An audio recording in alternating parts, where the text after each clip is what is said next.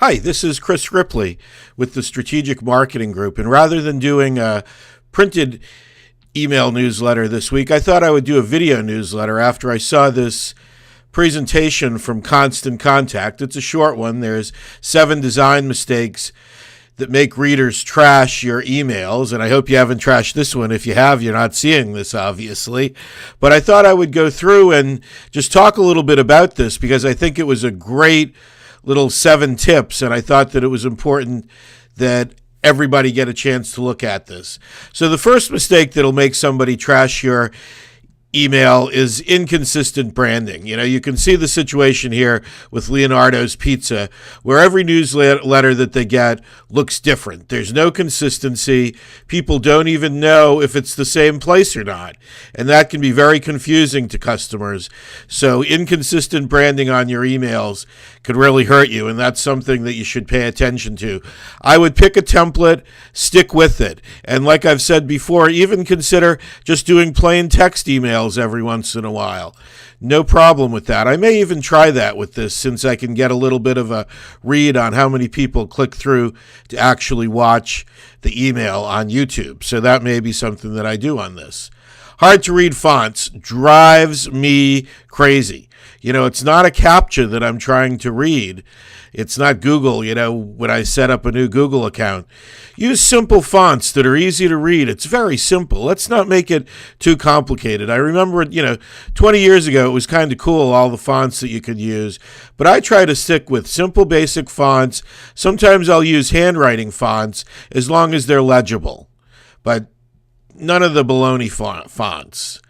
Colors as well drives me crazy. Have a header, have black text on a white body, and have a footer and leave it at that. Maybe you can put a few banners on the side or whatever, but stick with your branding, and if branding is just as simple as being consistent with the same thing in everything that you do. So stay away from the colors. Muddled information. This drives me crazy. I teach a class at CSM, and sometimes students will give me a paper, and the paragraphs are a page long. Break it up.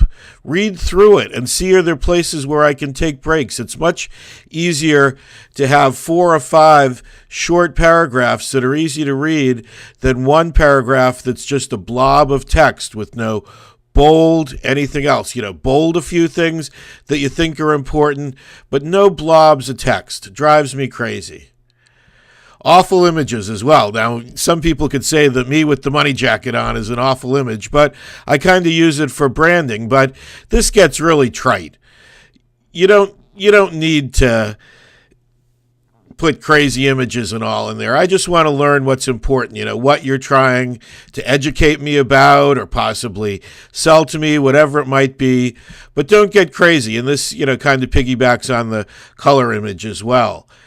Constant makeovers. There's no need of that. Pick something, stick with it, and go. And too often I see this in marketing all the time. Too often people spend too much time on the appearance when it's really the message that's a lot more important, and you really need to have to focus on what you're going to say. So, like I've said through a couple of these slides, pick something clean, header on the top with your logo and maybe your tagline, body of text. Try to personalize it whenever you can. Put a footer on it and go with it. Don't make it too complicated, and use that all the time. Use it for a year or 2. It's okay. Then maybe make a little change, or if you decide to rebrand, go for it, but not every month. And this one, I saved this one for last, or they saved this one for last, but I certainly agree. You gotta be mobile friendly, and this is true in anything that you do, be it emails, be it your website. Go to your website and see how it looks on a smartphone. If you don't have one, get somebody who does. Get an iPod, or an iPad too. Check that out.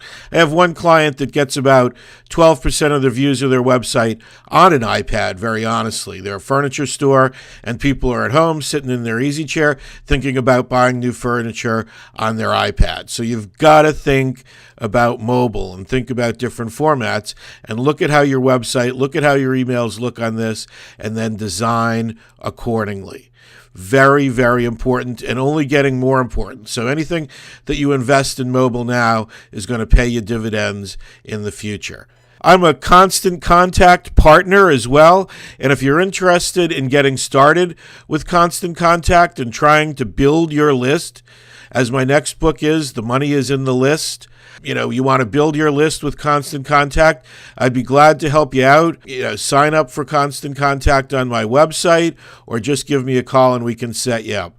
Thank you very much. Again, I'm Chris Ripley with the Strategic Marketing Group.